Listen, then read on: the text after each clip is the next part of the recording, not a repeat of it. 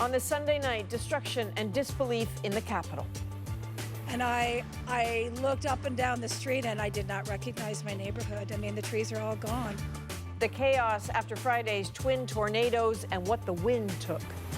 We're with those still a bit stunned, still without power or possessions. Also tonight, just as Supreme Court nominee Brett Kavanaugh was getting ready to face his accuser, another woman has come forward. And there may be more. This is The National.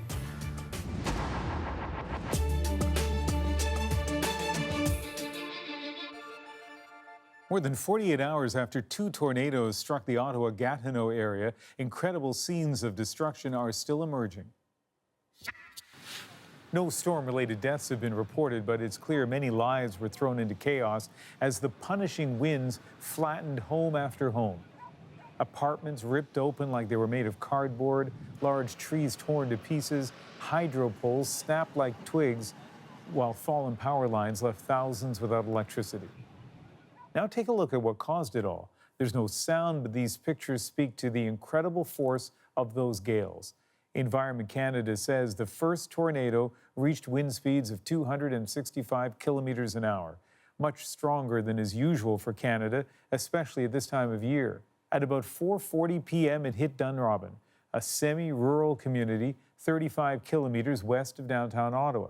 Then it jumped the Ottawa River, touching down in Gatineau, Quebec.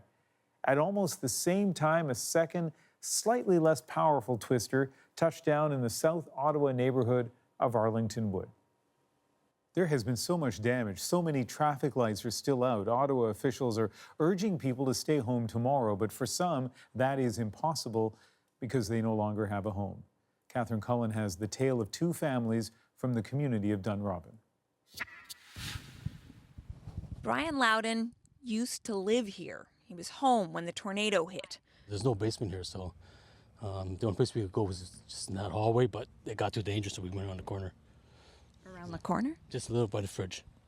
So we just sat by the fridge and it only lasted about 15 seconds.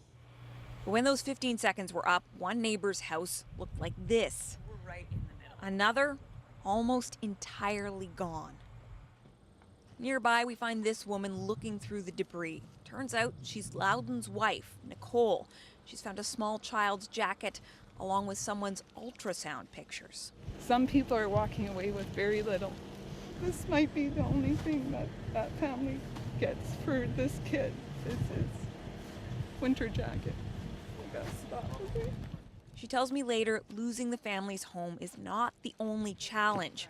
They didn't have renter's insurance, and their daughter has cancer. Ontario's premier saw the hardship firsthand today and seemed shaken by the stories he'd heard. It's heartbreaking. I just want to make it very clear that we will spare no expense to make sure we get people's lives back up and going. Back on the Loudon street, Laurel Wingrove and her boyfriend are seeing the state of their home for the first time. That's actually my grandmother's chair that's holding up the wall. That's an antique right there. All our stuff can be replaced, but this is like unbelievable. I think that's my boyfriend's jacket right there.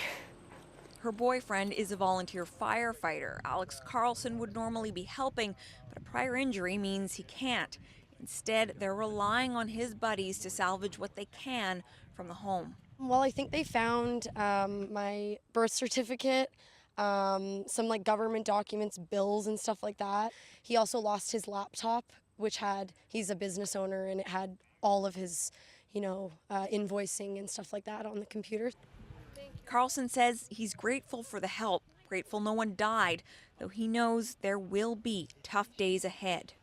We have somewhere to stay in the short term, I guess, but we haven't necessarily figured out any kind of long-term arrangements. I think there's a couple curveballs that make an event this big definitely challenging. A steamer that I never even did. The pair load what's been saved from their home into the car, but the firefighters have a surprise for Carlson. You found that. It's a huge relief, but ultimately a small victory in the face of so much destruction. And Catherine joins us now from the Dunrobin area of Ottawa and tell us more about the cleanup. Well, Ian, you can see a lot of it happening right behind me. Hydro crews, even in the dark, working to restore power to people in this area. 53 homes that are considered uninhabitable. But I was speaking with a local official who says part of the concern now is what happens with homes that were only partially damaged. They're expecting bad weather later this week. So volunteers are going to be out with homeowners trying to put tarps over partially damaged roofs or windows that have been blown out so that those homes won't be further damaged when the bad weather comes along. One ward councillor telling me that, you know, people are really grateful right now. They're so happy when something, a family pet is found alive, a wallet is found, but he knows that eventually that is going to turn to frustration, that there is no way of getting around the fact that this is devastating. Ian? All right. Thank you, Catherine. Earlier this evening, I spoke with Ottawa Mayor Jim Watson. With Premier Ford's promise to provide as much help as necessary, I began by asking the mayor what his city needs. Well, a couple of things. Electricity, first and foremost. We met some crews from Stouffville and Vaughan in the Greater Toronto area. John Tory has offered to send hydro crews, as has the Premier, which is very much appreciated. And we saw some of those workers putting together our grid. We have about 70,000 people still without power. And this is going on to the third day. So it's obviously a concern, particularly people who live in high rises, seniors that don't have working elevators. And then, of course, there are the people whose homes were badly damaged or even destroyed. Where do they go to begin to get the help they need to rebuild? Well, you know, you're quite right, Ian. The Premier and I were in the hardest hit area, Dunrobin. It looked like, you know, it was a plane crash, you know, debris everywhere, papers flying everywhere. 51 homes are just decimated or beyond repair. People are going first and foremost, obviously, to their neighbors helping neighbors. Here we have close to 500 or 600 people coming in for a warm meal because their electricity is not working. They're going to their insurance companies, and then, of course, the city and the province are helping clear the debris, get the hydro system back up and running, and making sure that those areas that are isolated in rural Ottawa are protected from looters and other people that do inappropriate things at this time of need. Have you ever seen anything like this in Ottawa? Nothing like this. I was mayor back when the ice storm hit our city and most of eastern Canada. But the sheer destruction, Ian, of the homes is unbelievable. And we do know you have been very busy, and we appreciate you taking the time to speak with us this evening, Mayor Watson. Thank you, and we're very proud of our first responders and hydro workers. They're the real angels helping us in our time of need, so thank you. So incredible stories, Adrian, from the first responders. But you were here on Friday. There were other incredible stories. Absolutely. One of the moments that seemed to stop everyone in their tracks was an interview with a man who was, you know, reeling from nearly having lost his 4-year-old daughter who was being potentially taken by the wind. So we have an update about him and his daughter. But first, here's that exchange again. I'm okay now, but my daughter was in the air. That's our unit over there. And when it ripped our roof, my daughter, she went flying up, and I'm holding her hand in the air. And I almost let go because she was slipping, and I said, if she's gonna die, I'm gonna die with her. And then it finally went past. And she fell down, and the drywall knocked her on the ground. It's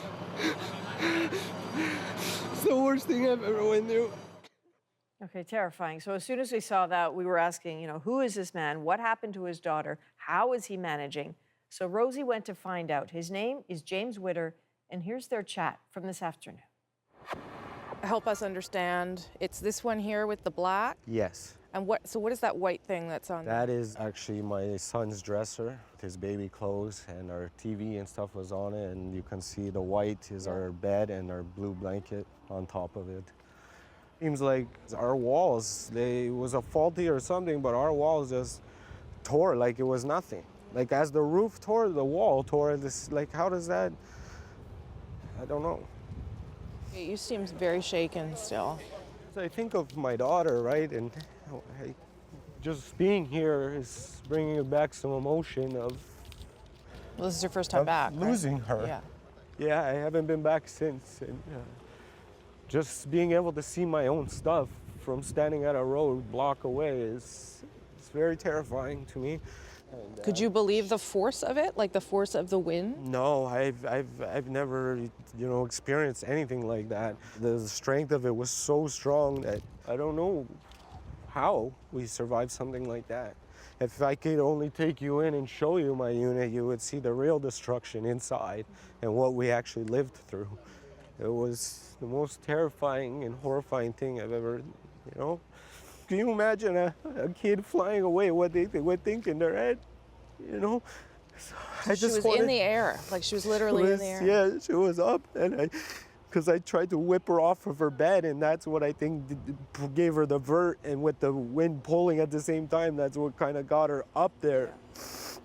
And then, as soon as I was just about to let go of the door frame from her bedroom, that's when the wind just stopped all of a sudden, and she just fell, and the drywall smacked her down on the ground.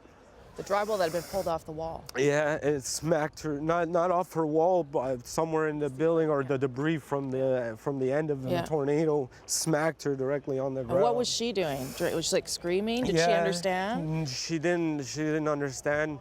Till this day, she still doesn't understand really what weather is and what it does, like how it can do that. But this is happening in seconds. It's all seconds. It all happens so fast, but when you're actually in it, it felt like forever. And I just thought to myself, this is it. Our family is gonna die here. We're gonna die together. We lost everything. We have no insurance, and we have nothing now. Absolutely nothing, Everything that we did have is pretty much destroyed. Maybe if they do allow me back in, maybe if they let me back in, I will be able to salvage some clothes, some items that I had stored away, the family artifacts and stuff that are sentimental to me. I don't know, do you feel lucky that you're at least okay and the kids are okay? I feel more than lucky. I feel blessed, and I feel like there's a reason that God gave me and my family a second chance on this earth, because if sure you've seen lots of storms around the world that, most people, when you lose your roof is one thing, but when you lose your roof and your walls, most of the people, they don't survive, especially the whole family. Yeah. So the fact that we all survived is a total miracle, and it's unbelievable to me that we could actually live through something like that. And I hope in my life I never have to go through something like that again. Yeah, no kidding. Renee Filipponi covers developing stories for us Sunday evening. So, of course, she's tracking the latest on this story. Lots of people in the Ottawa area still without power tonight, which I guess, Renee, is about down lines and a substation. So help us out here. What are the numbers? When are the lights coming back on? All right, well, Adrienne, right now we know there are about 80,000 homes and businesses still without power, and it will likely take several days before everything can be restored. Now, the main issue, as you mentioned, is that destroyed Maryville substation. It's a small but very important one. It's where Hydro One feeds electricity into the Hydro Ottawa grid, and it powers about half of the city. So along with all the downed wires, hydro crews are trying to come up with a plan to bypass the Maryville substation. Now, this will work for some areas, but for thousands in Canada and South Nepean, the only electric wires reaching those communities come from this substation, so it needs to be repaired quickly. And for now, Hydro Ottawa is asking people to turn off lights and unplug appliances to cut down on electricity use and prevent the system from overloading. The message, Adrienne, for residents is to stay home tomorrow and off the roads, which are dangerous with a lot of street lights out. And all the schools run by the Ottawa Catholic School Board and the Ottawa Carleton District School Board will be closed tomorrow, as well as a handful of schools in the French Catholic School District. Meanwhile, Adrienne, 4 people are still in hospital from injuries related to the tornado, 2 of which are in critical condition. Okay, thanks, Renee. So we will have more on the tornadoes later on the National, including the kindness of strangers. I kept thinking, if I was in that scenario and sleeping overnight at the shelter, what would I need? And what I would really hope people would step up as well. That story's coming up a little later. Now to the Brett Kavanaugh story. The woman accusing the U.S. Supreme Court nominee of sexual assault has agreed to testify on Thursday. And with Me Too in mind, Republicans who want Kavanaugh confirmed also want to avoid attacking Christine Blasey Ford. Paul Hunter with the latest on this high-stakes balancing act. So what happened on that night at that alleged drunken high school party 36 years ago? Christine Blasey Ford's story is well known.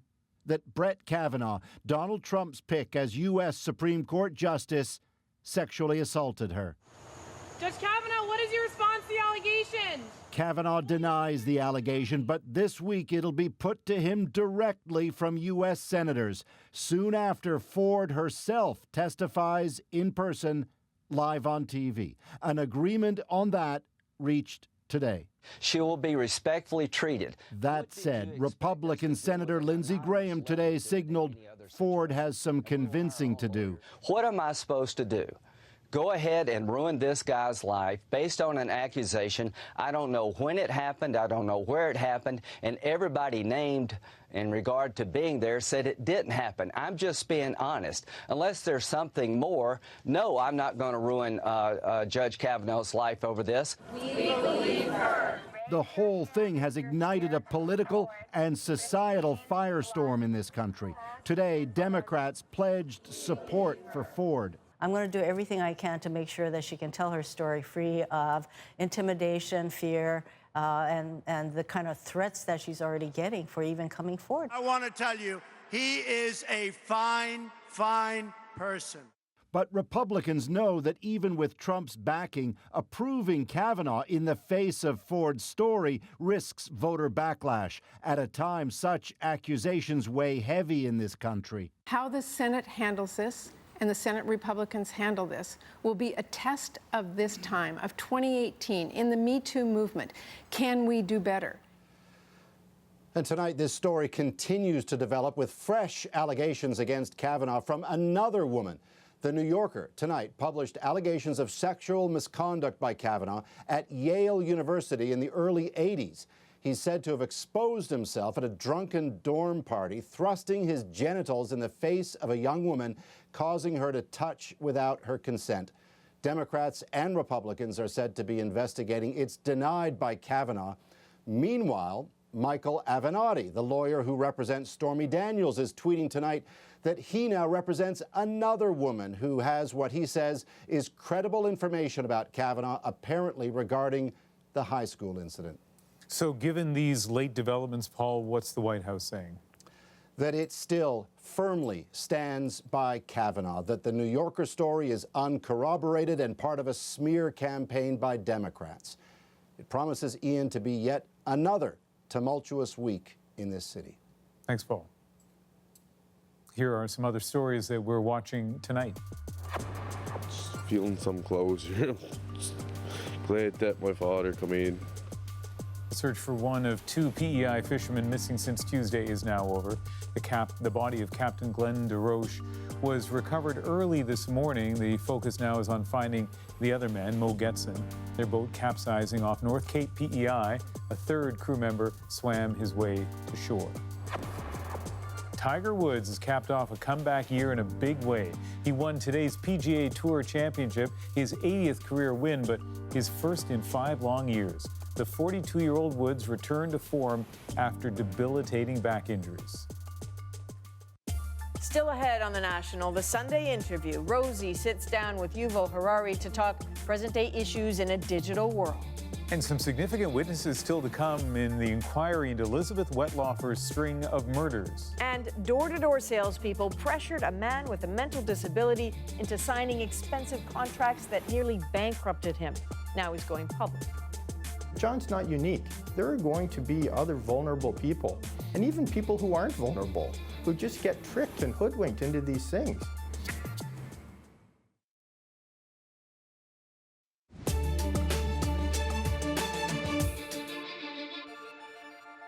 A Toronto man has decided to go public with a story that's hard for him to tell.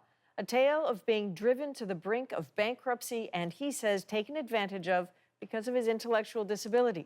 And as Rosa Marcatelli of our Go Public team explains, this man maintains door-to-door salespeople pressured him into signing contracts he just didn't understand. It's just that these bandits. By the time 69-year-old John Telecap confided in his boss he needed help, he was nearly bankrupt. I didn't realize it was a contract. Door-to-door salespeople convinced Telecap to sign long-term and expensive contracts for everything from HEPA filters to carbon offsets. In some cases, Telecap bought the same product twice from different companies within months. Other contracts show he was paying 4, 5, and 6 times the retail value. They say that trouble, they say that you don't have to look for trouble, it comes to you. Well, it's found me. Brian Hoyt tried to help Telecap get out from under the $700 a month in payments, but he couldn't get the companies to cancel the contracts. John's not unique. There are going to be other vulnerable people, and even people who aren't vulnerable, who just get tricked and hoodwinked into these things. These are just some of the contracts John Telecap signed. So many he lost track of what he was paying for. After Go Public contacted these companies, all but one released him from his obligations. Only 2 provinces, Alberta and Ontario, now ban door-to-door sales of most heating, air and water services. Contract lawyer Tom Curran says that doesn't stop the practice, especially when fines are so low. The problem is you've got door-to-door salesmen, which used to be fine when it was just encyclopedias and vacuum cleaners. It's not the end of the world. But now we're talking about $25,000, $30,000, $35,000 worth of equipment. Jordan Redlin quit his job as a door-to-door salesperson after becoming uncomfortable with how many vulnerable people were being signed. He now runs a business that aims to get people out of bad contracts. Unfortunately, the ministry is a bit of a toothless tiger. They do not have the power to actually nullify the contract themselves. Ontario's Minister of Government and Consumer Services responded to Go Public's specific questions with a general statement, saying the government understands the significant concerns consumers have over door-to-door sales and is committed to making sure the appropriate protections are in place, and will be working with industry, stakeholders, and consumers as we determine next steps. As for John Telecap, he says he's learned his lesson. His family plans to put legal measures in place to ensure he can't be locked into new contracts without the approval of his sister. Rosa, it's devastating about that man. Interesting that you said one company would not pull him out of his contract. So what's a recourse for him or his family here? Well, they could go to court, try to get that contract voided. They'd have to prove under consumer protection legislation, different than the door-to-door ban, that the person who signed John to that contract either knew or should have known he has a mental disability. And legal experts tell us, Adrian, that's tough to do. So, I mean, not everyone obviously has a desire or the capability to go public, but so many people know someone in this situation. So what's the best advice? Yeah, that is the big problem here. We get a lot of these kinds of complaints, at least once a week, to Go Public. And the reality is there's really little people can do. They can complain to the company in charge of billing for these heating and cooling companies. In Ontario, for example, that's Enbridge. But even if the billing is stopped, it doesn't void the contract. And the company behind the contract could still pursue the debt. So there's no easy fix here. Shut the door, I guess. Mm-hmm. Rosa, thanks very much. You're welcome. And if you have a story you'd like Go Public to investigate, please send an email to gopublic@cbc.ca. Still ahead tonight on The National, how communities rally together to help out after that tornado hit north of Gatineau. And his first book focused on the past, then he wrote about the future. Now Yuval Harari talks about the impact of tech on the present in the Sunday interview. One scenario which people often don't think about is that as AI becomes better in understanding our feelings and emotions and reacting to them, we might actually become very intolerant of humans.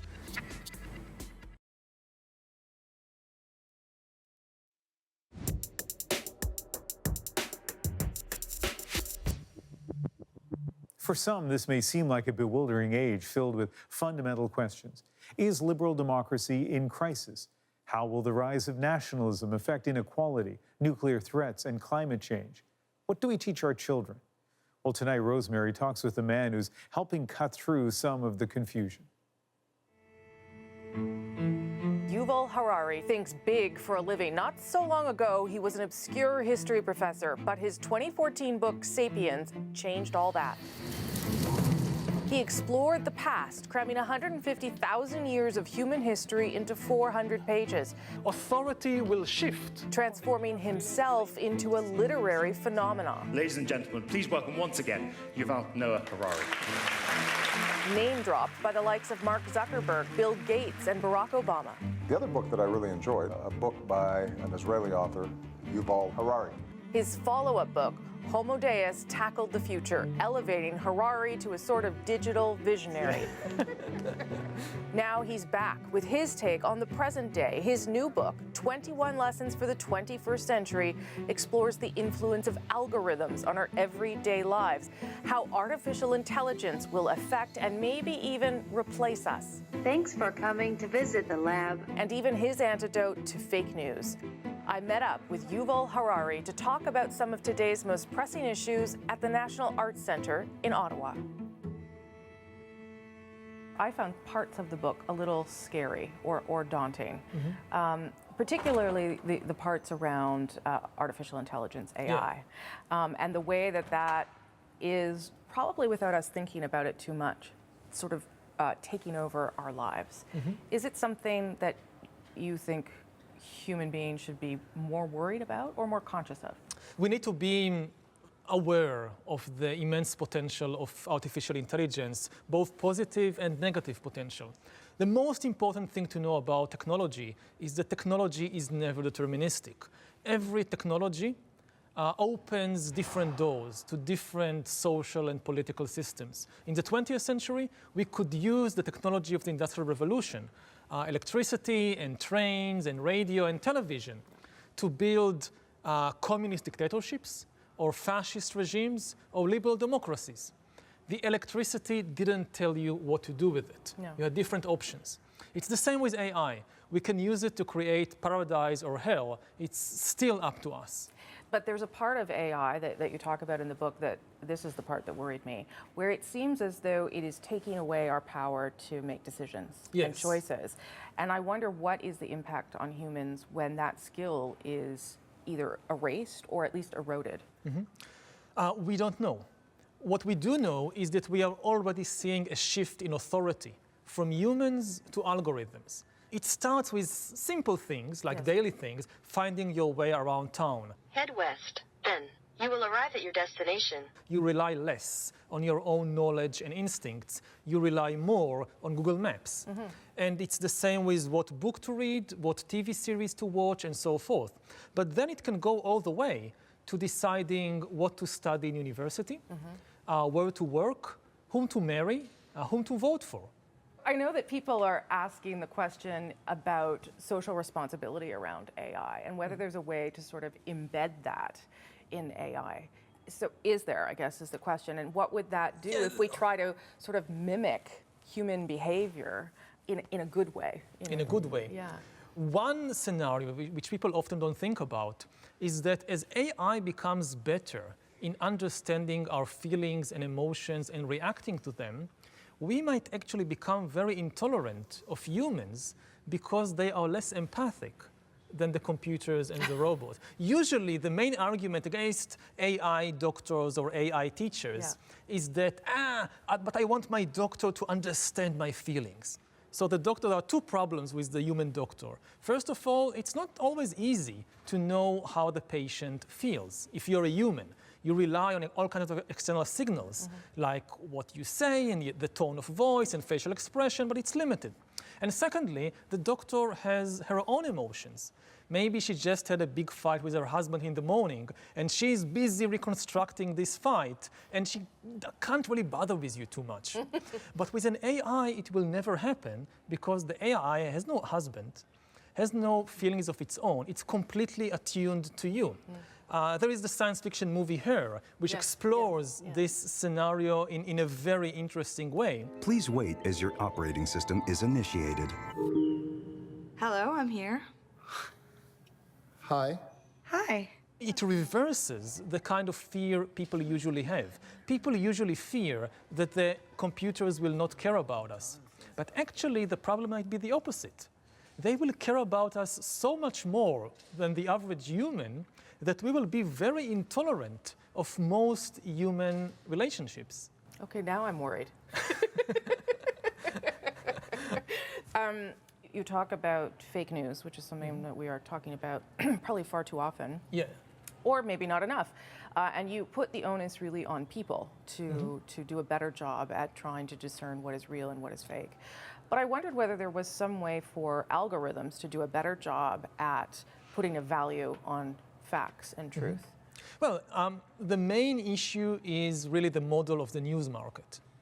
People have got used to a model which says free information, free exciting information, in exchange for your attention. And attention becomes the main resource. And everybody's trying to grab your attention. And the best way to do it is with exciting fake news. And people don't realize that this free information actually costs us a lot. And we really need to change the model of the information market, and in particular of the news market. A much better model would be information, high quality information that costs you a lot of money, but doesn't abuse your attention. I mean, people are willing to pay for high quality food and high quality clothes and high quality cars. Why not pay for high quality information? I mean, it's so obvious. But what do you do when you have the President of the United States trafficking in fake news? I don't know. A few days ago, I called the fake news the enemy of the people, and they are. He's using it to an advantage, a political advantage. Of course, but again, he's talking basically to his base. Yes. I mean, and what we need to understand about human beings is that, again, it's almost all human beings throughout history. Humans think in stories, not in facts, not in statistics. You can almost, it's very difficult to change people's opinions and loyalties just by bombarding them with more facts. You need to change the story. The only thing that is really effective against one story is another story. So if, for example, somebody is going around talking all the time about immigration and nationalism and my country first and only my country Someone is important. named Donald Trump, yes. We won't name anybody. It's not just him. It's quite common, this story today. We should remind people that, look, humans now face 3 existential dangers. It's nuclear war, climate change, and technological disruption. All these problems are global problems. They cannot be solved by any single nation, however powerful. So anybody who cries, my country first, I would ask, what is your nationalist solution to climate change? What is your solution to nuclear war? How can your country by itself, without cooperation with other countries, deal with it? There is no national way to do it. We can only do it through global cooperation. You start the book saying that we are at a moment where we are looking for a story, a new story, that we are unhappy with small L liberalism, the story it has presented to us, or worried about what's happening next. How do humans find that story? It's one of the most difficult questions in history. How do you create and spread a story? Now, the liberal story has been the best story for quite a long time and benefited humanity enormously. But what we need to realize is that as conditions change, as the technological realities change, and as a result, economic and political realities change, the way we understand the world must also change. And what was very good and beneficial 50 years ago might not be adaptable to the new conditions. Unfortunately, at present, the only thing that the political system in most of the world is able to generate are nostalgic fantasies about going back to the past. The golden era. They have no real vision for where humankind will be in 30 years, in 50 years. Nobody has any idea how the world would look like in 2050, how the job market would look like, how the political system would look like. And what we get from too many leaders is nostalgic fantasies. Let me end on this. Given everything we've been talking about, do you worry? Yes. You do. You do worry about this. Yes, but I also, we need to balance being worried and being hopeful, and remind ourselves that, the future is not inevitable.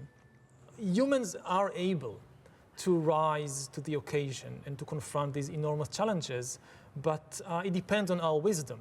Nice to meet you. Thank you. Appreciate it very much.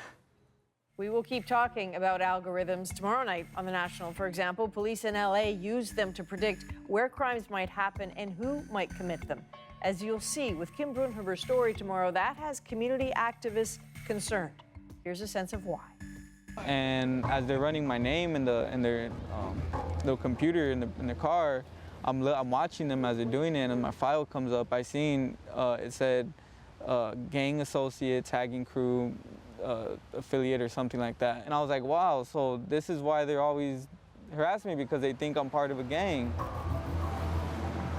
Now, some community groups are fighting back. So it's when you get stopped by an officer, he takes down your name, what you look like. Based in an area called Skid Row, the Stop LAPD Spying Coalition was founded to oppose police oppression and intelligence gathering. So who is Predpol going to target? We already know. Operation Laser. Now, volunteer Jamie Garcia is trying to warn the local community about the dangers of predictive policing. By driving algorithms and risk assessments with data, that somehow policing is becoming more effective, efficient, and fair. And I think that's really problematic because it's trying to mask policing how it's always historically been, which is impacting the Black and brown communities.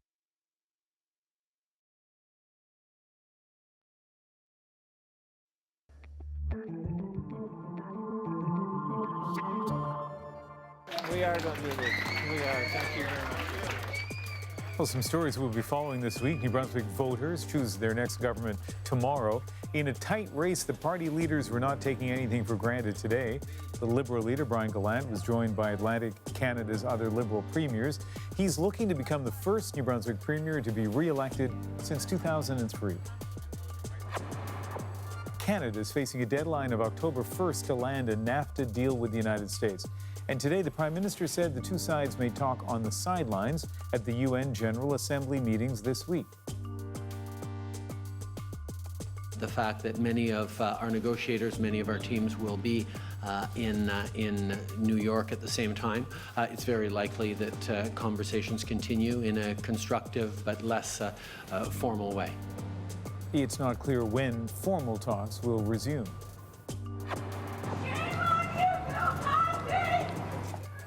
The sentencing of Bill Cosby gets underway tomorrow in a courtroom outside Philadelphia. In April, the comedian was convicted of drugging and sexually assaulting Andrea Constand in 2004. The 81-year-old is facing decades in prison, but given his age, may only get probation. Dozens of women have accused Cosby of sexual misconduct over the years. This week will be the last week for a public inquiry in Ontario that was born of mass murder. So far, it's been 37 days of wrenching testimony into how on earth nurse Elizabeth Wetlaufer was able to kill 8 people in nursing homes over a decade without those crimes ever being noticed. Wetlaufer confessed. She's now serving 8 concurrent life sentences, but a lot is unresolved. An official report could be a year away, but some points have already been made forcefully. Here are a few. Chronic staff shortages. When Ms. Wetlaufer would work an overnight shift, I just wanted to be clear about the number of residents she would be responsible for. Helen Crombie was the former director of nursing at Crescent Care Woodstock. That's the home where Wetlaufer killed most of her victims. She would be responsible for 90, perhaps 95 to 99 residents when she was employed. One nurse for 99 patients. Incredibly, that does meet provincial regulations. Ontario nursing homes require only one registered nurse on duty at all times, no matter the size of the home. Medication errors weren't always reported. Of the 14 medication errors Wetlaufer made at the first home where she worked, only 6 were reported to the College of Nurses. Officials didn't share crucial information. One home wasn't told Wetlaufer was fired from a hospital for stealing narcotics. The college was unaware there were allegations of bullying or that she had already admitted to drug and alcohol addictions. You're dealing with so many things, and you're trying to do your job the best you can. It didn't cross my mind that she was harming residents. So John Lancaster is with us now. You covered the Wetlaufer trial. You certainly covered this inquiry. What's your best instinct about what we can expect this week? Well, we're going to switch gears tomorrow. For the first time, this inquiry is going to hear from those most affected by these crimes, and that's the families themselves, loved ones, relatives. One of the key witnesses tomorrow is going to be Beverly Bertram. She is the lone survivor of Elizabeth Wetlaufer, the only one who can tell us in intimate detail of how she operated, the effects she had, and the lasting effects and the mistrust, the violation of what Wetlaufer committed. You know, with an inquiry like this, people do a lot of listening, but they also want change. What's the chance that change will actually come? That's up to the government. I mean, these recommendations are not binding. They can sit on some government shelf and collect dust, or they can be acted upon. We do know the new premier has promised 30,000 new long-term care beds for the elderly. That's on top of the 79,000 we already have. But oversight and money are the key things these people want. One of the most startling things I found in this inquiry was in Ontario, we're spending more per capita feeding prisoners in our jails than we are the elderly in some of these long-term care facilities. Again, oversight, we've learned Elizabeth Wetlaufer was the one who put an end to these murders because she decided she no longer wanted to kill people. She wasn't on anyone's radar, let alone police. Yeah, no one stopped her. John Lancaster, thanks very much. Okay. Still ahead, if you didn't think the average wedding day was chaotic enough, throw in a major storm, knock out the power, but as they say, the show must go on, and it did in Ottawa after those tornadoes. That's next in our Moment of the Day. We were outdoors right after the ceremony doing our photos, and it was definitely windy and it was definitely rainy. We had some umbrellas though, and I'm sure my hair doesn't look great in all the photos, but we made it happen.